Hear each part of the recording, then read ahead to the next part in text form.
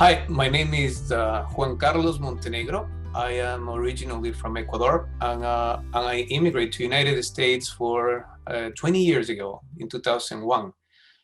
And basically, my love and passion is for the young people and help young people in the process of growing up.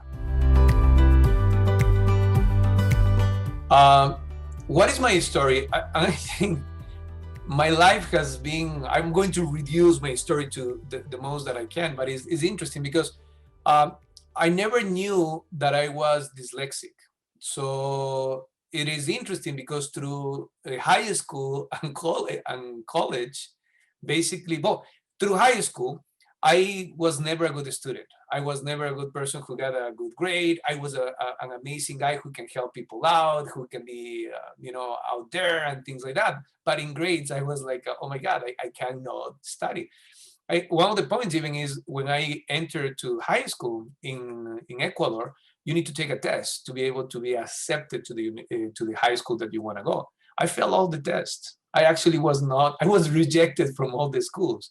And I am a believer. I believe in God in the sense I believe that the hands of God actually helped me to get to this Salesian school.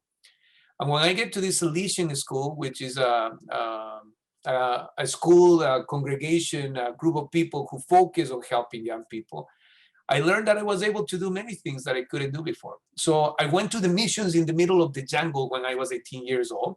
And over there, I actually learned how to study because they put me as a teacher. And I was like, but I don't even know how to read. How do you want me to be a teacher? And they said, well, that's what I need from you. So you will be a teacher. So I became a teacher, and that process actually helped me to study. I went to university. I got my engineering in business. After that, I decided that I wanted to keep studying because it's a way to help other people. So I got my MBA, my Master in Business Administration. Then I got another Master's in Youth Ministry. And when I was 40 years old, decided to go for my doctorate. So I moved myself to Spain. Over there, I did my doctorate. It was interesting because we live in a community of religious where we actually pray every day. And every time they will ask me to read the readings. And one of the guys, he approached me and he said, you know what? I think you suffer of dyslexia. And I was like, what is that? And the guy said, well, just go and look for it. So I went online and checked, and I went to an institute over there in Spain, and effectively I was dyslexic. And I didn't know it through all these years.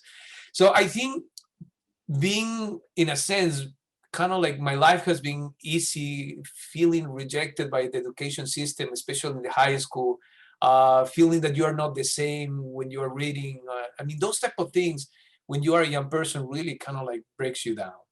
And my whole purpose in life is to make sure that no one else feels like that. So not every human being who is next to me, especially young people, I want them to feel like that. So that is why I educated myself. That's why I got my degrees. And that is why I got the coaching certificate, because I think that will give me the tool to say, hey, I'm a coach. Do you want me to help you? Because many people is like, oh, I'm a coach, but they don't have any degree. They don't have any certificate. But if someone is trained, I think this program is the most beautiful program, in my opinion, that I have learned. It gives me the tool to say, I'm a coach, I can help you. So that's a little bit of my story of life in a nutshell.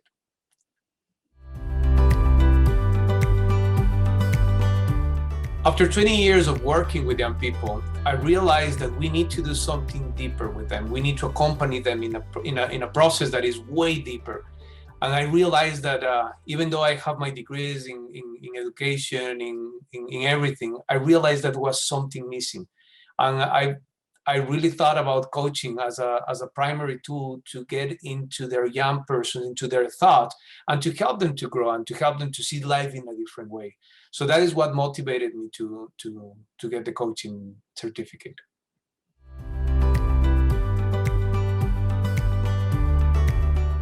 But right now, my business coaching is developing because in reality, I never thought about the money, to be honest with you. And even when I need to charge someone for coaching, it's difficult sometimes. So I'm in the process of that.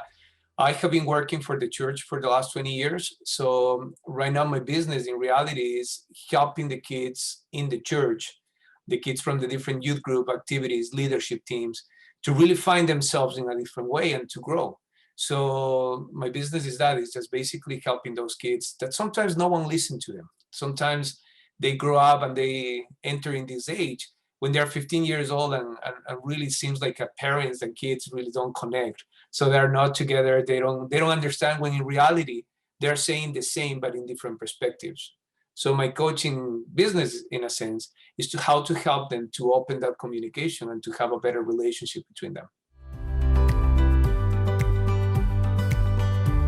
My vision for my coaching business is basically to have to help as many people as we can, and being able to help people who can afford the coaching and the people who actually cannot afford the coaching. So I want to do some type of organization where young people from our countries, from developing countries, who did not have the opportunity to pay for a coach, will be able to access, and at the same time, kind of like survive with the people who can pay and can be able to pay for a coach and being able to help each other. So my business is, in a sense, to help everybody who comes and is willing to improve themselves.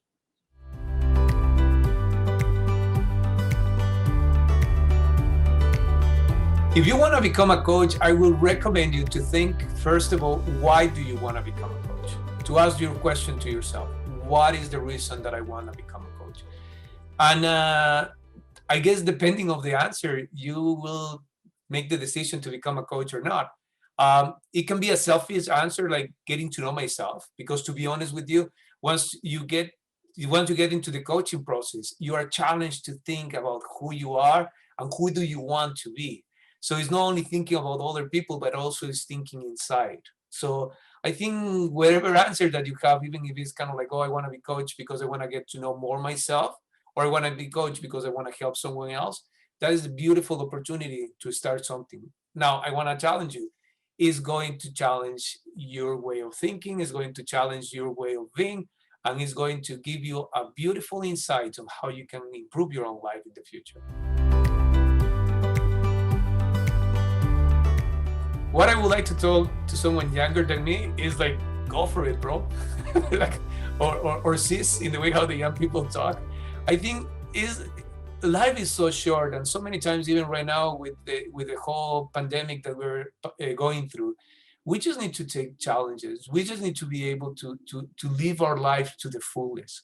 And I think being a coach actually gives you that chance, because when you are coaching someone else, you also are seeing someone else's perspective in your eyes, and that challenges you to be a better human being. But also you help them out to discover what they probably know, but they don't know how to put it into words. So with your right questions, you will actually help them to see what they already know, what they want to see. They're experts in their own life. So I'm going to say, if you're younger and you want to do something like this, go for it. I guarantee you that even in the 2 points that I was explaining, you even grow yourself, or you will be able to help other people out. And that is amazing. Transforming the world. For me, coaching is the tool and the beautiful opportunity to ask the right questions to help people to process their feelings. And that opens so many doors, because basically what it does is start breaking changes that they have in their own freedom that does not allow them to be who they can be.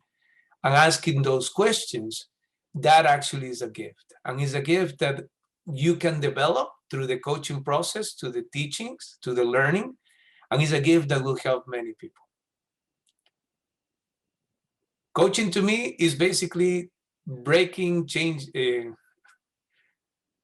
Coaching to me is basically breaking the changes that doesn't allow you to be free.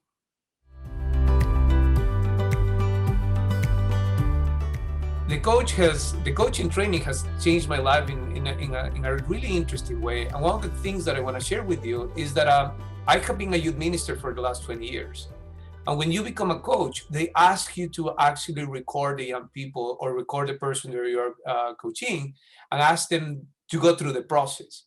But what is amazing to me is many of the young people who have been working with me for 5 or 6 years, at the coaching sessions, they will say, oh my God, no one has asked me that question before. And to me, it's like, come on. I mean, I've been 20 years working with young people, but I never gave myself the time to ask those questions that are important in the development of a young person. So to me, the coach and being part of becoming a coach has opened the doors to see life in a different way, a way that I never saw before, even though I consider myself someone who is really knowledgeable in the fact of youth ministry and working with young people in a church area.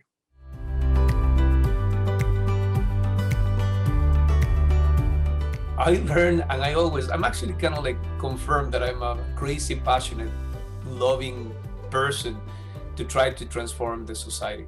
I mean, one of the things that that we did as a part of the exercise or the training is you got the Enneagram, and I am type 2. So I'm the person who can basically die to myself to able to help other people.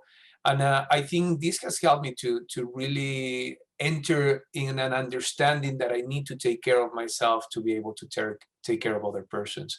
And I think that has been something that in the months of training, I actually confirmed that it is important to have a mental health okay, that like you need to be okay with yourself to be able to do something else for someone else.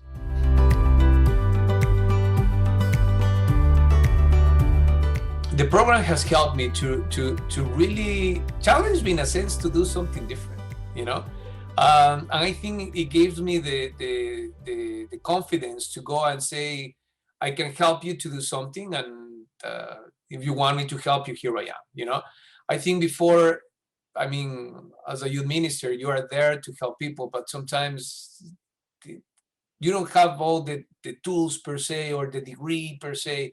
And in this case, the program gave me basically the title to say, I'm here to help you. I can help you out. So that kind of is really, really cool. That is something that helped me out.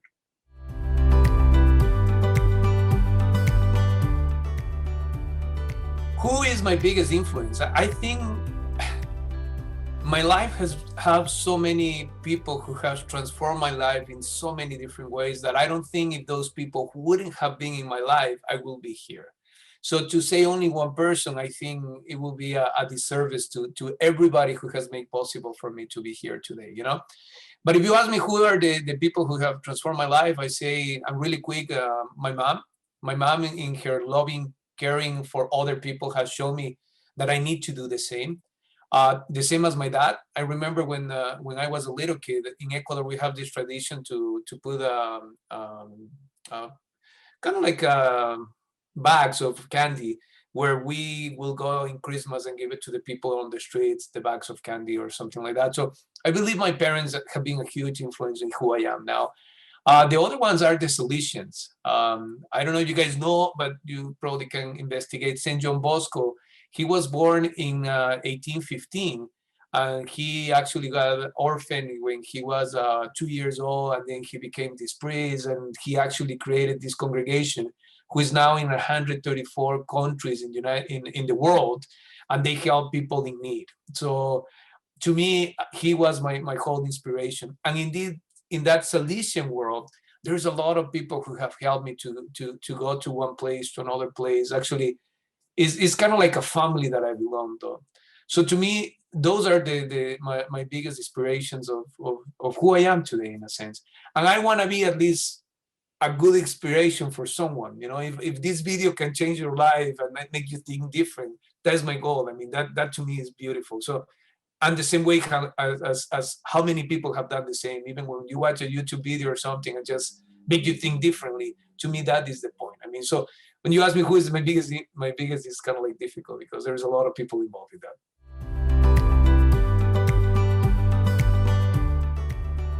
What teacher has influenced me the most? Once again, I mean, it's difficult to pinpoint one person because I think many persons have done it possible for me to be here. But I think the teachers who really changed my life are the teachers who are the teachers who walk the talk. You know, the teachers who are amazing in listening, but also are strict in what they're expecting from you. You know, so they're loving, caring in a sense, but at the same time, you know that you cannot cross them. You know that you cannot just play around with them. I mean, there are teachers all over the place. When I was a kid, I had dyslexia. So at one point, one of the teachers said, "Hey, you want to go to as a missionary? Come on." They say, "Yeah, but I don't have the grades." And he's like, "Okay, let's see how we can work together."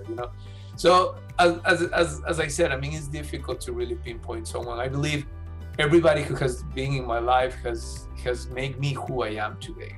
So that is what I am. And I love everybody who has been there and who has made me the person who I am. Even the ones who I hated them or got upset about them, I think all of them has had a huge impact in the person who I am today.